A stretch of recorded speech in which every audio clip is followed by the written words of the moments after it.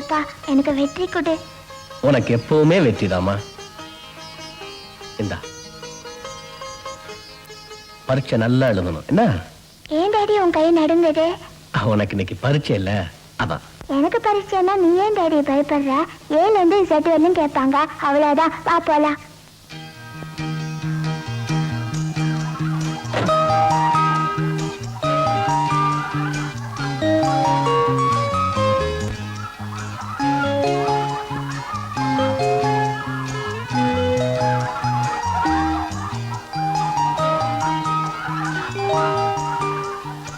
Good morning.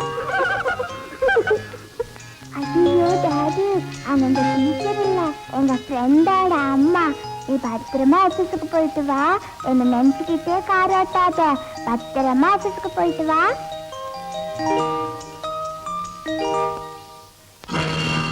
நீராறும் கடலொடுத்த நிலமடந்து கெழிலொழுகும் சீராறும் மதனமென திகழ்பரத கண்டமிதில் எக்கணமும் அதிச்சிறந்த திராவிடனல் திருநாடும்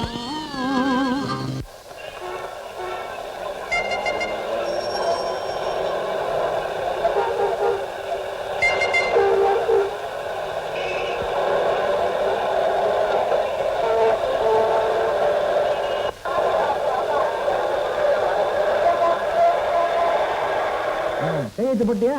ஆமா sir. முத்து ஒண்ணு கவனிச்சியா? இந்த ஆபீஸ்ல நான் ஒருத்தன் தான் கன் டயத்துக்கு வரேன். வேற எவனாவது வரா பாத்தியா? ஏன் வர மாட்டீங்க? உங்களுக்கு வீட்டுல பொண்டாட்டி பிள்ளை சாங்கல விடுஞ்சது இங்க வந்து உட்காந்துறீங்க. என் பலகீனம் உனக்கு கூட தெரிஞ்சிருக்குது. Good morning sir. Good morning. ஏன் பலேட்டு? ரேஷன் கடையில கியூல நின்னேன். பொண்டாட்டி வீட்டு வேலையெல்லாம் முடிச்சுட்டு வந்தா. அவளை கியூல நிறுத்திட்டு நான் ஆபீஸ்க்கு வந்திருக்கேன். அதனால லேட்டு. ஒண்ணு பண்ண ஒய்ஃப் ஆபீஸ் அனுப்பிச்சிட்டு நீ அங்க போய் நில்லு. கையெழுத்து போடுமே. ஏன் லேட்டு? ராமாயணம் படிக்கிறேன். Good morning sir. Good morning. Good morning. Pen sir. பேனோட கொண்டு வரலையா? Sir yes. இன்னைக்கு 4 மணிக்கு பெர்மிஷன் வேணும் சார். எதுக்கு? என்ன பொண்ணு பார்க்க வராங்க சார். எத்தனாவது தடவையா? போங்க சார், இந்த இடம் அநேகமா ஃபிக்ஸ் ஆயிடும். Permission granted. All the best. Thank you sir. இப்படி ட்ரெஸ் பண்ணிட்டு போனா எவன் பொண்ணு பாப்பான்? வாங்க சார், வாங்க வாங்க. வட்டேன். இந்த பேனா கையெழுத்த போடு. ஏன் சார் என் கையத்தை நீங்களே போடக்கூடாதா? இதுக்கெல்லாம் கூட எதிர்பார்க்கறீங்க சார் நீங்க. பரந்தாமா நேத்தியே சொல்லாம ஆப்சென்ட் ஆயிட்டு. சொன்னா ஒரு த்ரில் இருக்காதே, அதனால தான். ஆனா என்ன சார் நீங்க மனுஷனுக்கு ஒரு பிரச்சனை வரக்கூடாதா? நேத்திய லூனாவை காணும். போன வாரம் மீனாவை காணும்.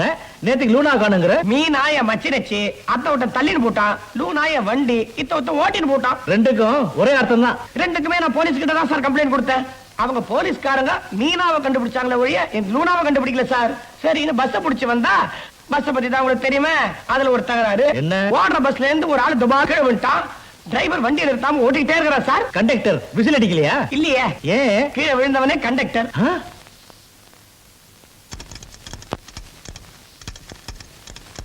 Good morning sir. Good morning. Good morning sir. Good good morning. Morning sir. Good morning. குழந்தைய ஸ்கூல்ல விட்டுட்டு வரீங்களா சார்? முதலாளி போன் பண்ணாரு, பேங்க் போகணும், மேனேஜர் இன்னும் வரலையான்ட்டு. நான் சொல்லிட்டேன். அப்புறம் வழக்கம் போல குழந்தைய ஸ்கூல்ல விட்டு லேட்டா தான் வருவாருன்னு. அவர் ஸ்கூல் டைமிங் மாத்த கூடாதான்றாரு. அது எப்படி பேங்க் டைமிங் வேணா மாத்திக்கலாம் சொல்லிட்டேன். சார் ஆடிட்டர் போன் பண்ணாரு, நீங்க இன்னும் வரலையான்னு. நான் சொன்னேன் குழந்தை ஸ்கூல்லோட போயிருக்காரு, வந்துருவாருன்னு. வர சொல்லவா? வர சொல்லு. கணவித்வான் வாச்சது போதும். ஏயா நான் ஒரு நாள் லேட்டா வந்தா குதி குதியும் குதிக்கிறிய. இந்த ஆள் தினம் வராரு, என்ன பண்றேன்? என்னால தினம் குதிக்க முடியாதியா? யோ அந்த ஆளு குழந்தை ஸ்கூல்ல விட்டு வரா, காரணம் இருக்குது. உனக்கு? நானும் தான் தினம் ஸ்கூல் பக்கம் போயிட்டு வரேன். எதுக்கு? அது எங்க வீட்டு பக்கத்துல ஒரு ஹை ஸ்கூல் இருக்குது. அங்க தினம் ஒரு 9-9:15 மணிக்கு ஒரு டிராயிங் டீச்சர் ஒருத்தி வர, ஒரு அம்சமாவே இருக்கிறா. அவளை கொஞ்சம் நேரம் பார்த்துட்டு. எந்த school? Ramani high school. Ramani school தானே? டிராயிங் டீச்சர் தானே? அவதான் என் சம்சாரம். சௌகரியமா போச்சு. நான் அண்ணிய ஒரு கலை கொண்டோட தான் பாக்குறேன், வேற ஒண்ணும் தப்பா. Yes sir. ராஜசேகர் சார், உங்களுக்காக பெங்களூர்ல இருந்து வந்திருக்கிற செக்ரட்டரி இன்னைக்கு ஜாயின் பண்ண வந்திருக்காங்க. அவங்கள வர சொல்லவா? வர சொல்லுங்க. மேடம் நீங்க போகலாம்.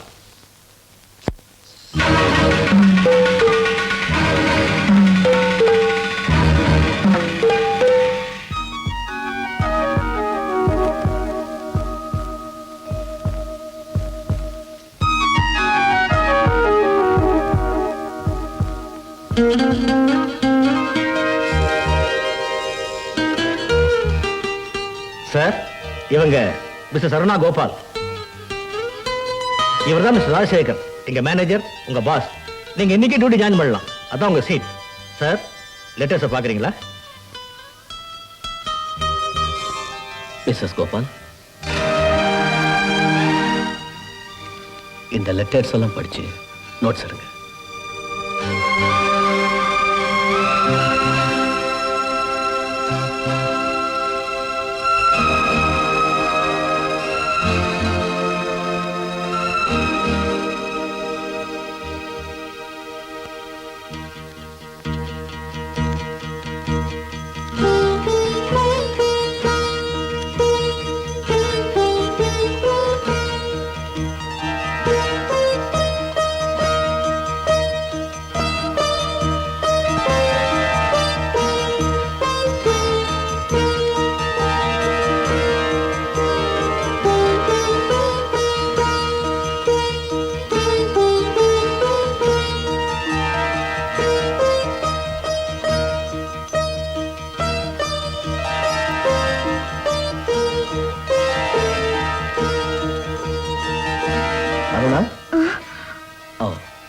சாரி, அருணா அண்ட் கம்பெனியோட பேலன்ஸ் ஷீட்டை டைப் பண்ணிடுங்க மிஸ்ஸஸ் கோபால்.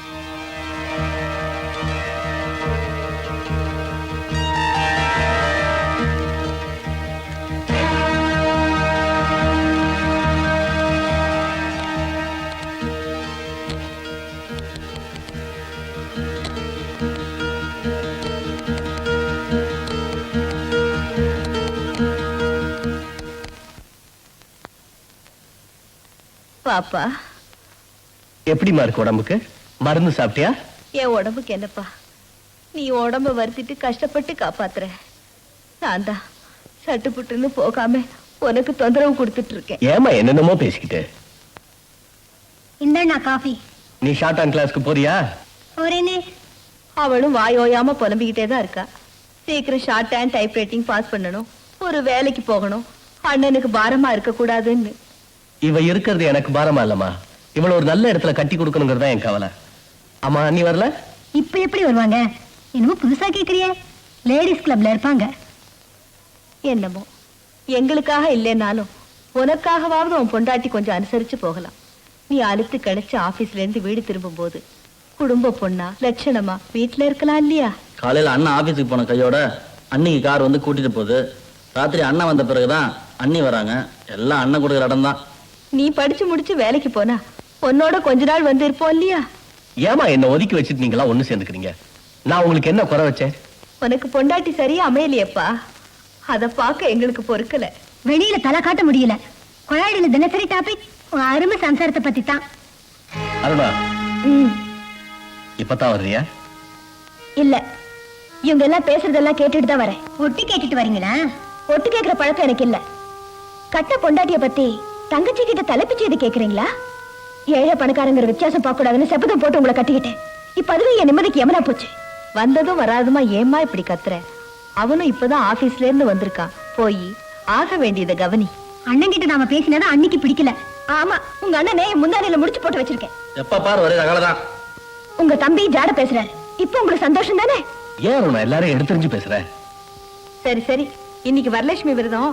உள்ள போய் கை கால் அலம்பிட்டு புது புடவை எடுத்து வச்சிருக்கு, உடுத்திக்கிட்டு உன் புருஷன் காலில் விழுந்து ஆசீர்வாதம் வாங்கிக்க. மரியாதை மனசுல இருக்கு, அதை வெளிச்சம் போட்டு காட்ட தேவையில்லை. ஏன் இப்படி கதவை மூடுறா? நம்ம அடிக்க முடியல, அதான். புதுசுல பட்ட கரையும் சிறுசுல வந்த குணமும் போகாதும்பாங்க. நீ சின்ன வயசுல நினைச்சது சாதிப்ப. கொஞ்சம் கூட முன்ன பின்ன யோசிக்காம ஏழையோட வாழ்ந்து காட்டுறேன்னு சபதம் போட்ட. ஏழைய கல்யாணமும் செய்துகிட்ட. இப்ப என்ன ஆச்சு? கை நீட்டு வர்க்கத்துக்கு கழுத்தை நீட்டிட்டு இப்ப வந்து கண் கலங்குறியம்மா. உன் பிறப்பென்ன வளப்பென்ன, தங்க கரண்டியில சாப்பிட வேண்டிய நீ தகர தட்டுல சாப்பிடுறியம்மா. இப்ப தெரிஞ்சுக்கிடி, நம்மள மாதிரி அரிஸ்டோகிராட் ஃபேமிலிக்கு வீட்டோட மாப்பிள்ளைய வந்தா தாண்டி நிம்மதி. என்ன கேட்டா கூட்டு குடும்ப முறையே தப்பு. ஃபாரின்ல எல்லாம் இப்படியா இருக்காங்க? பிறந்த வீட்டுக்கு வந்தா மாமியார்காரையும் நாத்தனாரும் ஒரே புலம்பல். அவரோட செக்குமாடு. சந்தோஷ வாழ்க்கைக்கு அன்ஃபிட். ஏண்டா அங்க போய் மாட்டிட்டோன்னு லேட்டா ஃபீல் பண்றேன். இப்ப என்னம்மா குடிமுடிவு போச்சு? காலுக்கு செல்லாம் கழட்டி எறிய வேண்டியதானே? கால்ல இருந்தா கழுத்து எறியலாம், கழுத்துல எல்லாம் இருக்கு. நீ உன் புருஷன்கிட்ட உங்களுக்கு நான் முக்கியமா இல்ல உங்க அம்மாவும் கூட பிறந்தவங்க முக்கியமான்னு கேட்டு அவன் மனசை மாத்தி இங்கே கூட்டிட்டு வந்துரு. அருணா, இங்கேயே சாப்பிட்டு இங்கேயே தங்கிடு. வேணும்னா உன் புருஷன் வீட்டுக்கு ஆள் அனுப்பி ராத்திரி அங்க வரமாட்டேன்னு சொல்லி அனுப்பு. ஆமா, அங்க நான் வரலன்னு தான் காத்து கிடக்குறாங்களாக்கும். அவருக்கு அவர் குடும்பம் தான் பெருசு, இன்னும் ஆள் அனுப்ப வேண்டாம். இப்படி ஒரு மாசம் பண்ணு, அப்புறம் உன் புருஷன் புடவை தலைப்ப தேடி இங்கே வர்றான். இந்த ஆண்டு நம்ம மாதர் சங்க விழாவை எல்லாரும் ஹாப்பியா கொண்டாடுவோம்.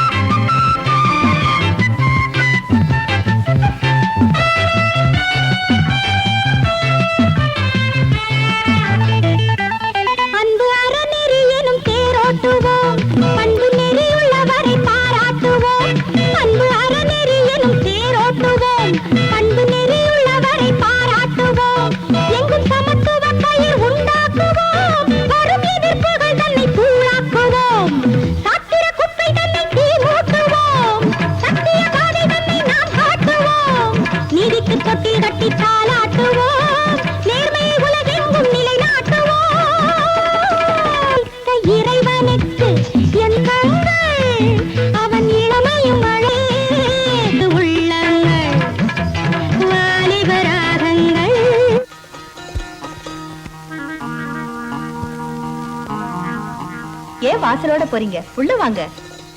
பரவாயில்ல, வாங்க.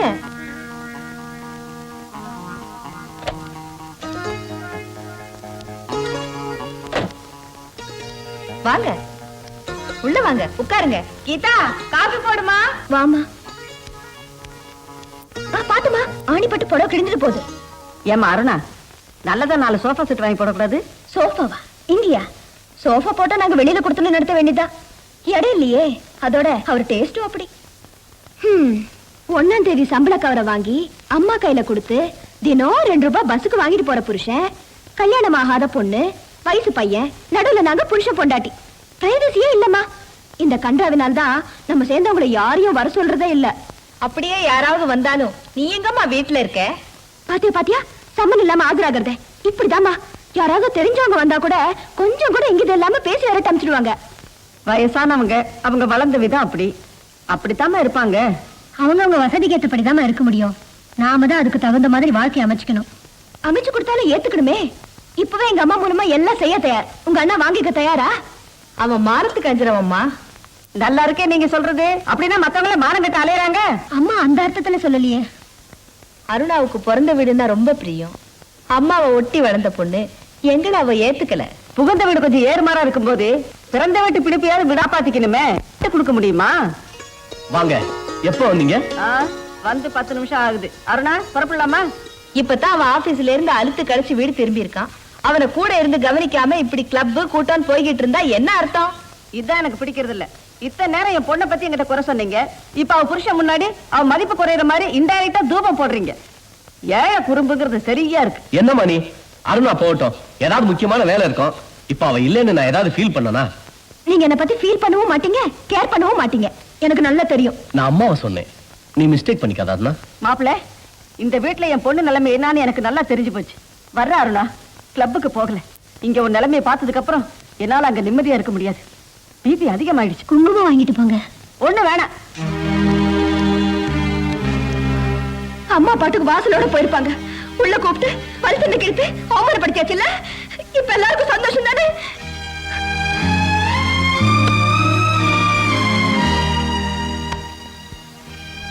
நம்மளால எல்லாரும் மனசு வேதனைப்படுது. உங்க அம்மா வேதனையோட போயிருக்காங்க. இதை கேட்டு உங்க அப்பா வருத்தப்பட போறாரு. எங்க அம்மாவின் தங்கச்சி கண்டாலே நீ எரிஞ்சு விழுகிற.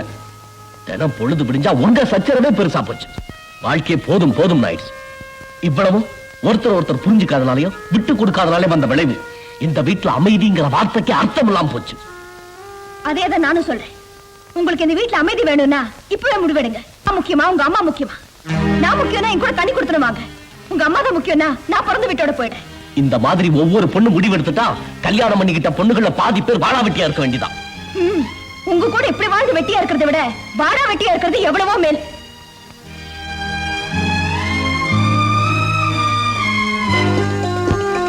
அருணா, நீ தாயாக போறதை கேட்டு அம்மா ரொம்ப சந்தோஷப்பட்டாங்க. உனக்காக ஸ்வீட் செஞ்சு கொடுத்தாங்க. இந்த சாப்பிடு. கண்டதை திங்காதம்மா. எந்த எண்ணெயில பண்ணதோ என்னமோ. இப்பதான் சாப்பாட்டு விஷயத்துல ஜாக்கிரதையா இருக்கணும். அருணா, லேடி டாக்டர் பாத்தியா? என்ன சொன்னாங்க? இது 4வது மாசமா. ஜாகிரதையா இருக்கணுமா. அலுங்க கூடாது, நடமாடக்கூடாது. நல்ல காத்தோட்டமான இடத்துல பெரிய அறையில இரு. கூடுமான மட்டும் உனக்கு பிடிச்ச சூழ்நிலையிலே இருன்னு சொன்னாங்க. இந்த மாதிரி வசதி எல்லாம் அவரால உனக்கு செஞ்சு தர முடியாதுன்னு மாப்பிள்ளைக்கு தெரியாதா என்ன? அவருக்கு செலவு மிச்சம். அதையும் சேர்த்து அவர் குடும்பத்துக்கே செலவழிக்கலாம். என்னால அவர் சேர்ந்தவங்களுக்கு எந்த கஷ்டமும் இருக்கக்கூடாது.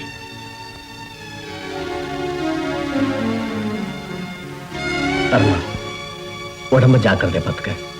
நான் வர்றேன். சாப்பிட்டு போங்களே. அம்மா, அவருக்கு சாப்பாடு போடுங்க. அப்பவே பட்லர்கிட்ட சொல்லி எல்லாம் எடுத்து வைக்க சொல்லிட்டேன். மாப்பிள்ளைக்கு நம்மள மாதிரி போர்க்கு ஸ்பூன்ல சாப்பிட தெரியாதுன்னு இலை போட சொல்லியிருக்கேன். உங்க மரியாதைக்கு ரொம்ப நன்றி. வீட்டுல அம்மாவும் தங்கச்சியும் உன் உடம்ப பத்தி தெரிஞ்சுக்கணும்னு கவலையோட காத்துட்டு இருப்பாங்க. நான் வர்றேன். மாப்பிள்ள, Aruna is in the family way. Why are you going away? தினம் ஆபீஸ் விட்டு வீட்டுக்கு போறப்ப வந்து பார்த்துட்டு போறேன். மாப்பிள்ள, I pity you. உங்களை பார்த்தா பாவமாவும் இருக்கு, கோவமாவும் இருக்கு. உங்களுக்கே இந்த மத்தல வாழ்க்கை. உங்க அம்மாவுக்கு அருணாவுக்கு நடுவுல ஏன் இப்படி போராடுறீங்க? கல்யாணம்னு ஆயிட்டா முதல்ல மனைவிதான், அப்புறம் தான் மத்ததெல்லாம்.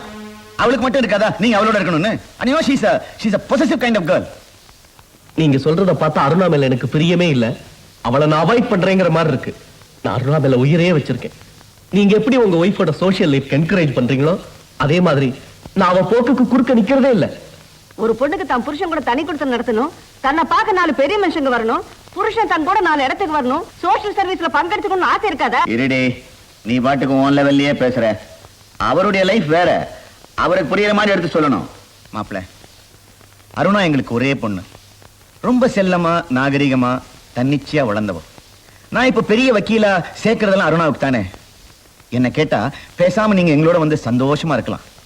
அதை விட்டுட்டு ஒரு முட்டுச்சந்தில ஜாயிண்ட் ஃபேமிலியில ஏன் கஷ்டப்படணும்? சார், நீங்க விஷயம் தெரிஞ்சவங்க. நான் என் குடும்பத்துக்கு மூத்த பையன். மூத்த பையன் நான் பிறக்கிறது போன ஜென்மத்துல செஞ்ச பாவம்.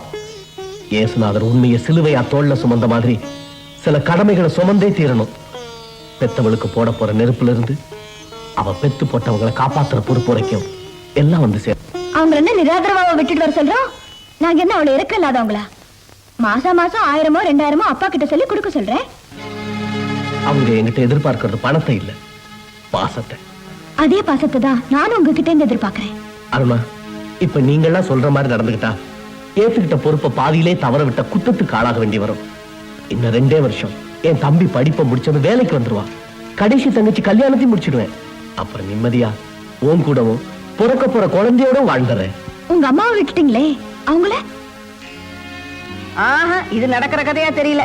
எப்ப அலை ஓயறது, எப்ப கடல்ல குளிக்கிறது. அனுபவிக்கிற வயசை தாண்டி கிழவி ஆனதுக்கு அப்புறம் தனி கொடுத்துரும் நடத்த வராராம். நீங்க என்ன புரிஞ்சுக்கல. நான் வர்றேன். என்னங்க இப்படி சொல்லிட்டு போறாரு, பேசாம நிக்கிறீங்களே? இல்ல, அவன் சொன்னதையெல்லாம் ஆசை போட்டுக்கிட்டு இருக்கேன். ஒண்ணு டெக்னிக்கலா அவனை நம்ம வழி கொண்டு வரணும், இல்ல அவனா வழிவிடணும். அதை பத்தி தான் யோசனை பண்ணிட்டு இருக்கேன். ரகு, இன்னைக்கு ஏப்ரல் 1ஆம் தேதியா? இல்லையே, மே 8ஆம் தேதி. அது என்ன லெட்டர்? அது வந்து நம்ப முடியாத லெட்டர் ஒண்ணு வந்திருக்கு. அருணா, நேத்து தான் அவங்க வீட்டுல போய் பார்த்துட்டு வந்தேன். இன்னைக்கு என்னடா இப்படி ஒரு லெட்டரு?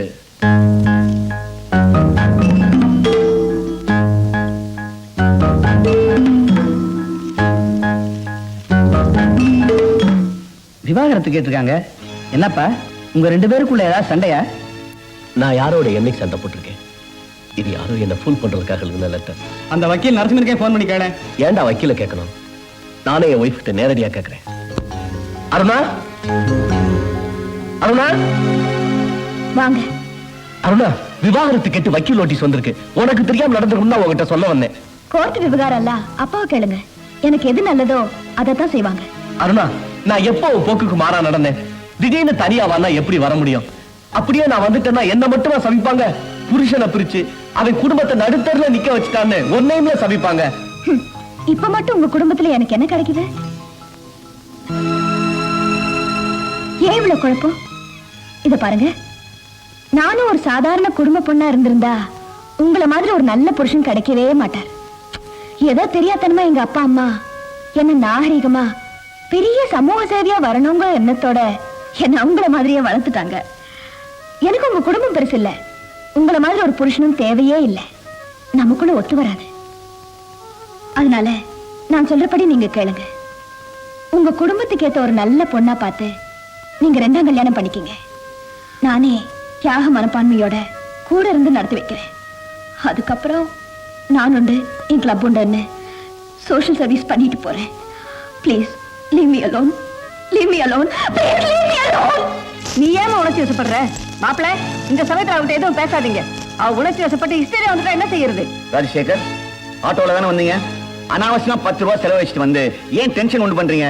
ஒரு 50 பைசா ஸ்டாம்பை கவர்ல ஒட்டி உங்க பதில போஸ்ட்ல அனுப்பிச்சிருக்கலாமே. தயவு செஞ்சு நான் சொல்றதை கேளுங்க. எதுவா இருந்தாலும் கோர்ட்ல சொல்லுங்க. கோர்ட் ஏறினா என் குடும்ப கௌரவம் போயிடும் சார். எங்க அம்மா இதை தாங்கிக்க மாட்டாங்க. என் கூட பிறந்தவங்க வாழ்க்கையெல்லாம் ஏளனமா போயிடும் சார். அருணா, எனக்காக மட்டும் இல்ல, உன் வயிற்றுல வளர்ற நம்ம குழந்தைக்காகவும் கேட்கிறேன். கழுத்துல நீங்க கட்டின தாலிய பாரமா சுமக்கிறேன், வயித்துல உங்க குழந்தைய பாரமா சுமக்கிறேன். இன்னும் 5 மாசத்துல அந்த செனியனை பெத்து உங்ககிட்டயே அமுச்சு வைக்கிறேன்.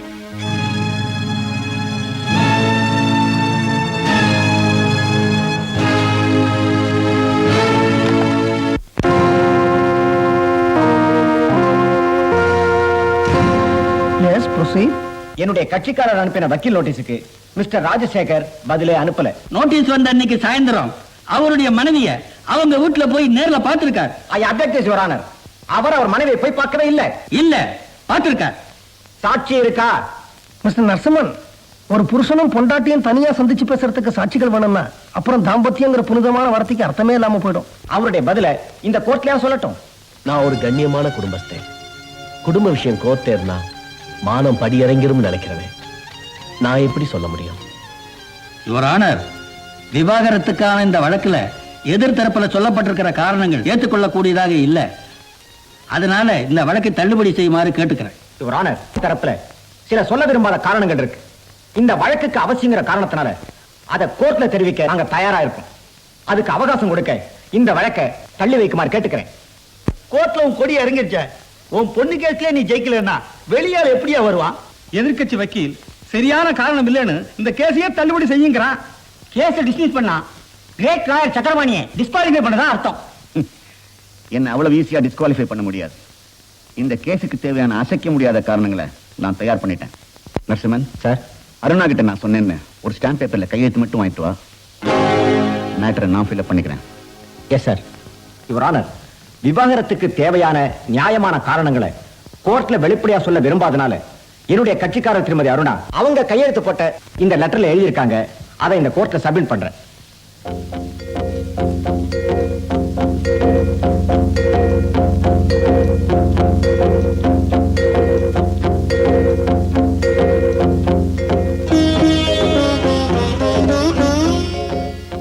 மிஸ்டர் ராஜசேகர், இந்த கடிதத்தை படிச்சுட்டு உங்க அபிப்பிராயத்தை சொல்ல முடியுமா?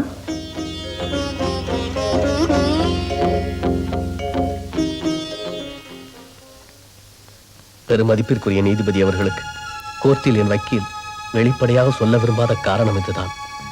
என் கணவர் ஒரு காமாந்தக்காரர். அதன் விளைவாக சித்திரவதைகளும் அடிவுதைகளும் அனுபவிக்கிறேன். தாய்மை நிலையில் உள்ள நான் உயிர் கஞ்சி அவரை விட்டு பிரிய விரும்புகிறேன். இந்த காரணத்தை அடிப்படையாக வைத்துதான் விவாகரத்து கேட்கிறேன்.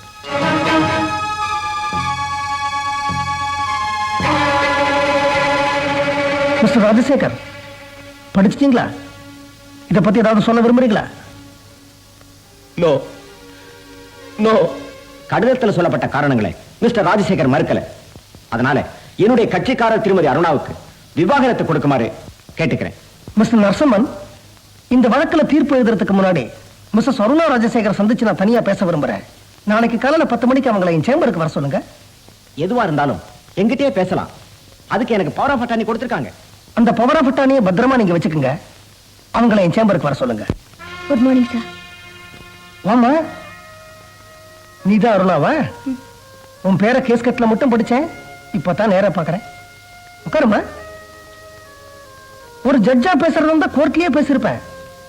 ஆனா உங்ககிட்ட உன் அப்பா ஸ்தானத்துல இருந்து பேசணும்னு ஆசைப்பட்டேன். அதனாலதான் இங்க கூப்பிட்டேன். இந்த பாருமா, எங்க சட்டத்தால உங்களை பிரிச்சு வைக்கத்தான் முடியும், சேர்த்து வைக்க முடியாது. உங்க 2 பேருக்கும் விவாகரத்து அப்படின்னு சொல்லிடுவேன். ஆனா அது உங்களை மட்டும் பாதிக்காது. உங்க எதிர்காலத்தை, உங்க தலைமுறையை, உங்க சந்ததியை பாதிக்கும். அக்னியால வந்த பந்தங்கள் அக்னியாலதாமா பிரியணும். இந்த பாருமா, பொண்ணா பிறந்தா அப்பா அம்மாவுக்கு பாரம், ஒரு கல்யாணம் ஆயிடுச்சுன்னா புருஷனுக்கு பாரம், வயசாயிடுச்சுன்னா குழந்தை குட்டிகளுக்கு பாரம். இருந்தாலும் நாங்க உங்களுக்கு மதிப்பு கொடுக்கிறோம். ஏன்? எங்க ஆண் வர்க்கத்தையே பாரமா வயத்துல சுமக்கிறீங்களே, அதனாலதான்.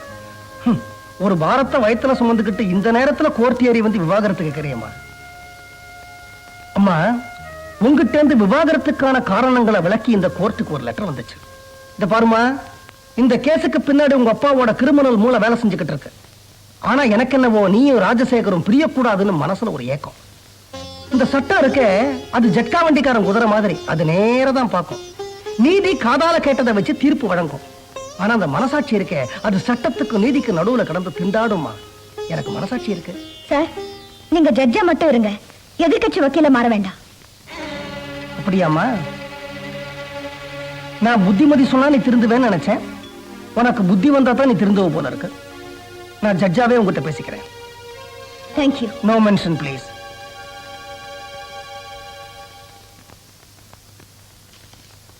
வணக்கம் சார். வாப்பா, உட்காரு. பரவாயில்ல சார். அருணா வந்தாளா? அவட்ட பேசுனீங்களா? பிரசங்கமே நடத்தினேன், பிரயோஜனம் இல்ல. உங்க 2 பேருக்கும் விவாகரத்து கொடுக்கறத தவிர எனக்கு வேற வழி தெரியும். இத பாருப்பா, நீ அவளையே நினைச்சிட்டு இருக்காத. நேர சமுத்திரத்துக்கு போய் அவளுக்காக ஒரு முழுக்கு போட்டுரு. அப்படியெல்லாம் சொல்லாதீங்க சார். எந்த சட்டம் எங்களை பிரிச்சாலும் அவதான் எனக்கு மனைவி. Hats off to you. Shashi Shekhar, என்ன மன்னிச்சேன்னு ஒரு வார்த்தை சொல்லுப்பா. ஏன் சார்? இன்னைக்கு உன் கண்ணை துடைக்கிறேன், நாளைக்கு அதே கண்ணை நான் குத்த போறேனே.